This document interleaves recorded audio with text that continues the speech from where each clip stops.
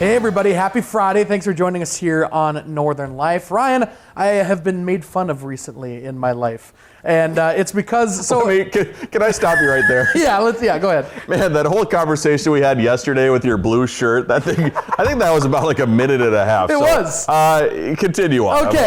I apologize for stopping your movement there. My little rant here. Yeah. So at our cabin, of course, I've just mentioned that we don't have a septic system. We've got a holding tank. So we use paper plates. We use plastic silverware, all that sort of stuff. And I don't like to wash dishes. Okay. So instead of buying Tupperware and bringing that into work, I bring Ziploc bags filled with like sloppy Joe meat or like a steak with potatoes or things like that. Yeah. And I've learned recently that apparently that's not normal. Normal people bring in their Tupperware and they bring in that sort of stuff. They don't come in with a bag of meat and put that in the fridge. And I've been recently made aware of that. Is that normal or not normal there, Ryan Half? I think, I would say that you probably should have some Tupperware available. Even there is plastic Tupperware. That's true. Yeah, but plastic bags for things like especially sloppy Joe meat, the problem that you're going to have is you're going to have to scoop it off the sides of the bags and then get it into another container already. That's true. So there are containers out there where you can put it in when you're done, and then when you take it to work, you just heat it up in that container. Oh, that's the way to go. Yeah, because it just leaves a whole sludge of stuff on the side of the thing. Who was making fun of you? Oh, well, I don't know. It wasn't my girlfriend who was saying this the other day, and she wasn't getting made fun of by her other coworkers as well. So it was somebody else, totally different. No, it was me. No, then she came to me and made fun of me. Oh, gotcha. Yes, gotcha. yeah, Said I can't continue to live this way. Please. And she's like, doesn't everyone make fun of you at work? And I'm like, no one makes fun of me at work.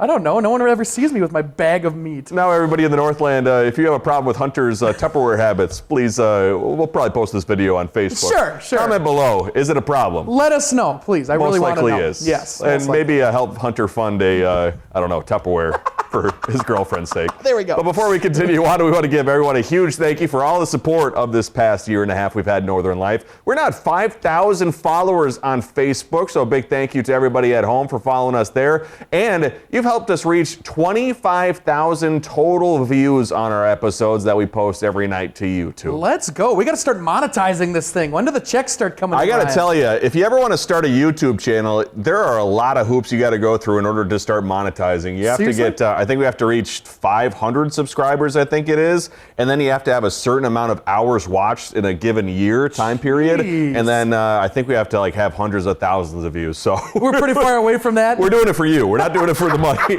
Yeah, we're just making sure that you can catch Northern Life every night. Yes. In case you miss it at 12:30 on NBC and 6:30 on CBS. Yeah, multiple ways to catch us. So keep supporting us. We sure appreciate it, folks. Yeah, thank you. And if you're taking a road trip this weekend, a Minnesota State Trooper spoke to folks at the WJON radio station to share what drivers they're most likely to pull over. Minnesota State Trooper Sergeant Jesse Grabo says the posted speed limits is what people should be driving, and if drivers are going above 80 miles per hour and a posted 70, that's going to get the attention of law enforcement who are patrolling the area. In other ways, drivers draw attention to themselves is aggressive driving, moving in and out of lanes. And I got to tell you, Hunter, you talked about your girlfriend. I got to talk about mine because I was visiting her parents, and we're staying at their house in southeastern Minnesota the other weekend, and I got pulled over in the small town because I was doing 39 and a 30 going down a hill. Yeah, so I didn't get a ticket, but I did get pulled over, and he said, you were speeding on this road. And I was so nervous. I haven't been pulled over in like 8 years.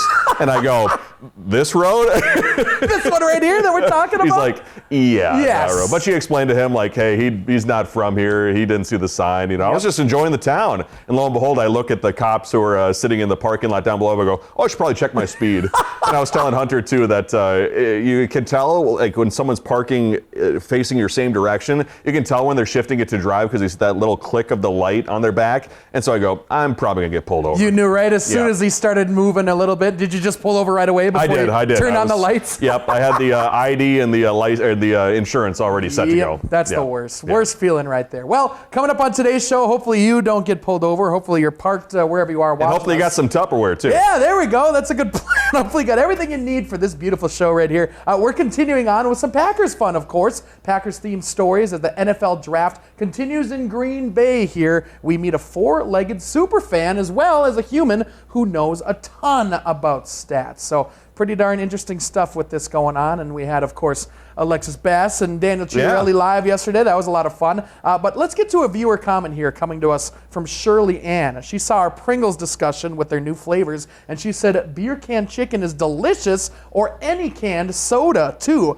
But they can or chicken, buy the can or chicken rather, holder and put it in the oven or the grill. We're going to have to try that someday here, Ryan. Yeah, maybe like a cream soda, a turkey. I don't know if that sounds good, or a chicken. Maybe a little sweeter. A Fanta? Fanta? Don't you want a Fanta? Isn't that the song? Is that what it is? I don't know. But maybe the sweet and salty thing with the cream soda. Gotcha. That sounds pretty good. Gotcha. Hey, a lot of fun stuff going on today. However, with the changing of the seasons, an enemy to all is back here in the Northland. Andrew from Moose Lake, Minnesota, texted us a photo of a mosquito saying, "Spring definitely here now." Oh, I hate mosquitoes. So obviously, that's preaching to the choir. You're Everyone right. hates mosquitoes, but yeah, it is the season, starting to go from south to north. Those mosquitoes coming out. Your windshield's covered with bug guts, and it's just so disgusting. But yeah, I mean, just the hitting of the arms and the scratching. Worst part of summer, probably. Not a fan. Well, hey, spring always an exciting time of year when high school students share where they're going to college. But in today's world, Hunter, high school seniors out there are throwing what they're calling bed parties as they follow a social media trend. It's more of a photo op rather than a full-blown party, but they're primarily used by families to show off where that kid's going to college, as well as probably hundreds of dollars worth of gear on their beds when they're showing it off on social media. Oh my gosh, what happened to just a good old-fashioned photo in front of the college that you're at? What happened to your old grad party coming up in your what is it called, a garage? Yes, a garage party. I know exactly. That's fine though. I guess you get a cool picture. It's fine. Have a bed party. Yeah. We'll see you after the break.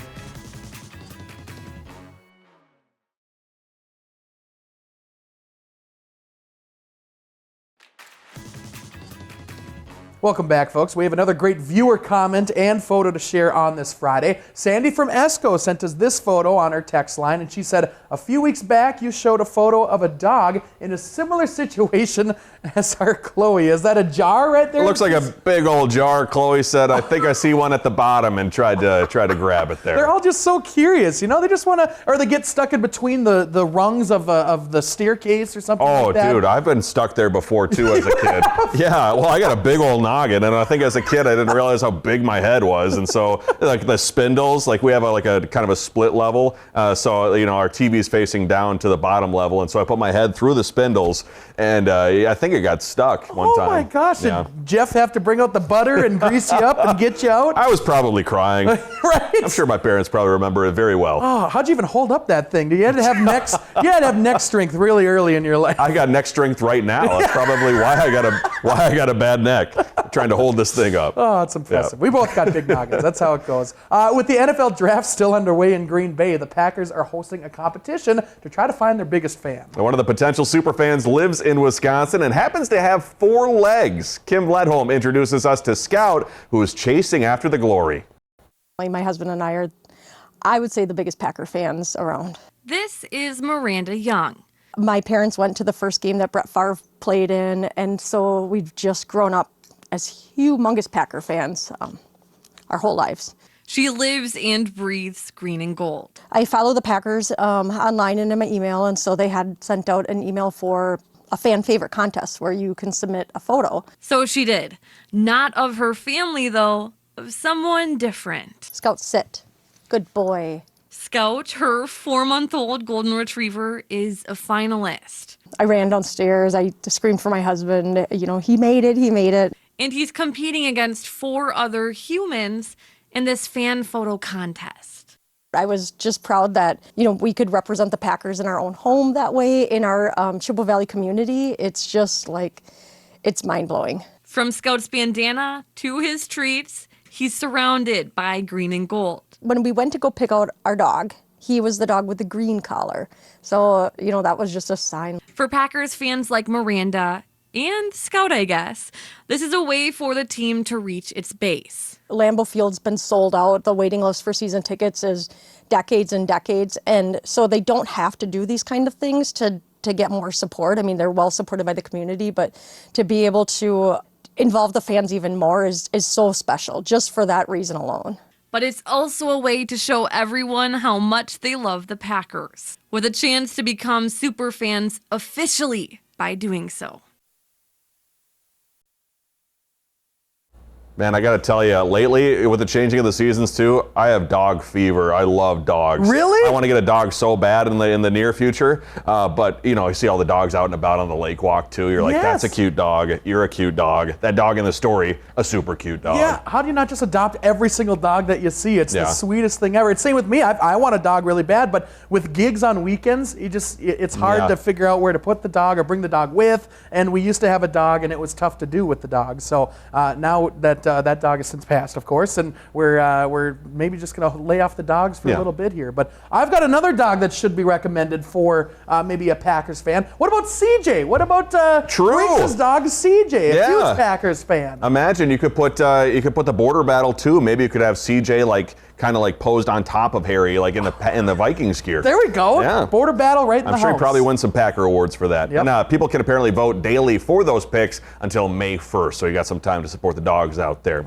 Speaking of having that dog in you, for more than 45 years, Drake University down in Des Moines, Iowa has hosted a contest to find the most beautiful bulldog. And this year, an 80-pound pup named Milo took home the crown, beating out 30 other bulldogs from the Hawkeye State. The first runner-up was a bulldog from Des Moines who likes to sleep 23 hours a day. I wonder what the criteria is to pick the best-looking bulldog. I mean, that is a good-looking bulldog right there. So many different-looking dogs on the planet, Ryan, and that's definitely a different-looking dog right there. I love it, though. Also, if we had the chance to sleep 23 hours a day. Yeah. Oh, I'd do that in a heartbeat. Yeah. That'd be great. That 1 hour you're awake would be wild. Yes. Yeah. Well, hey, back in Wisconsin, the Altoona Elementary School. Also, my friend Matt lives near Altoona. Hey. Shout out Altoona. They filled their gymnasium with lots of excitement as one of the school's teachers was honored for her work in the classroom. Elena Dangian earned the Milwaukee Brewers Grand Slam Teacher Award, and her award including a visit from the famous racing sausages that you can find at Milwaukee Brewers games. What are those? Are they just the mascot? Have you ever seen them run? I have not. no. Hunter, they're the famous racing sausages. Are you serious?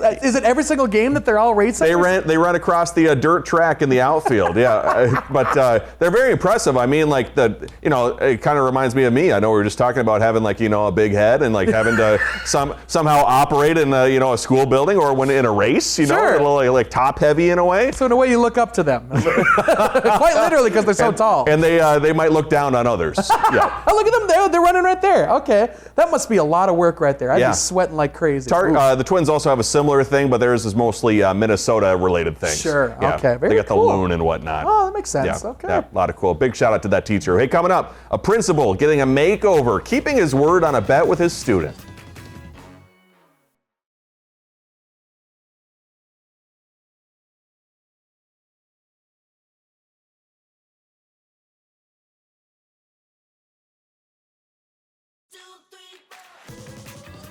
Welcome back, everybody. Since Hunter didn't know the racing sausages in Milwaukee at the Brewers games, we got brat, you got chorizo, you got hot dog, Italian sausage, Polish sausage. And it looks like through April 20th, through those home games, hot dog and Italian sausage both tied at 4 wins I was apiece. gonna say, do they keep stats on all these? MLB.com has stats on the racing sausages wins for the season. So Well, my money's on hot dog. Let's go hot dog. in case you got any bets in Vegas. There we go. Yep, keep track there. Hey, down in Iowa, a high school principal followed through on a promise he made to one of his seniors if he graduated. Ali Aralong marked the big milestone this week, graduating from high school, and Principal Aaron Ruff helped motivate Ollie to get across the finish line with a handshake, saying he'd shave his beard if he graduated. Ollie also promised his mother that he would graduate, and now Ollie will walk during the May graduation ceremony, and Principal Ruff will be in attendance too. Wow, such a big beard. An awesome motivation right there. Congratulations to you, my friend. That's Also, cool. yeah, Principal too. I was listening to more of the story. He said I learned as much from him as he taught, or as he learned from me. Really? So, yeah, very special. Oh, that's a sweet story. Good job right there. Football fans are getting ready to learn all about the new talent coming to their team after the NFL draft this weekend. And one man is showing off their talent here of memorizing every NFL game going back to 2014. Jamal James speaks with a fan about his unique skill. With the NFL draft, we learned Michael Worth, a St. Norbert sophomore, has an interesting talent. September 10th, 2018, Green Bay versus Chicago.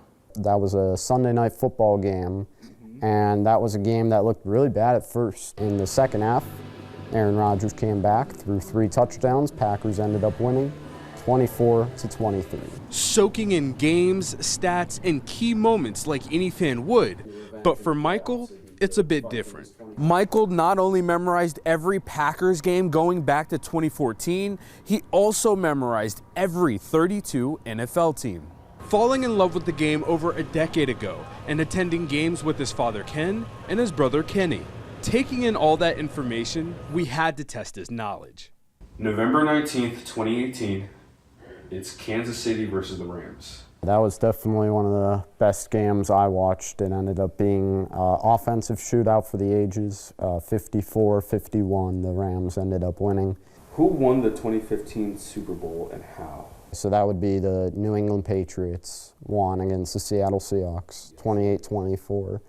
And, of course, that was the one where Russell Wilson threw the interception at the end to Malcolm Butler. Now he'll have even more to memorize when he and his family check out the NFL Draft on Friday, saying he can't wait to soak it all in. You know, ended up being in a pretty good time. I mean, if it was like 10 years later, I'd definitely, I don't know if I'd be in the area or whatever, so it'll be a fun experience for sure. In De Pere, Jamal James, Action 2 News. How on earth is that? I can't even remember what I ate for breakfast. Like, honestly. Well, you ate for breakfast. It was something out of a out of a Ziploc bag. Some meat in a Ziploc bag. But my gosh, that is impressive. That's memorization at its finest right there. My little sister has a way with remembering people's birthdays, even celebrity birthdays. Really? Yeah, you could just say, like, who was the kid I went to, was in my class in junior high? She'll probably remember that person's birthday. What the heck? Yeah. I still remember old phone numbers, like from way back when, my parents' old phone number, and even my neighbors, and super strange. I mean, nowadays, that's important, too, in case your phone dies and you need to use a stranger's phone for whatever reason. Yeah. A lot of people today don't remember their parents' phone numbers. It's a little bit useful for sure. Super important. We'll talk about next week's big story when we come back.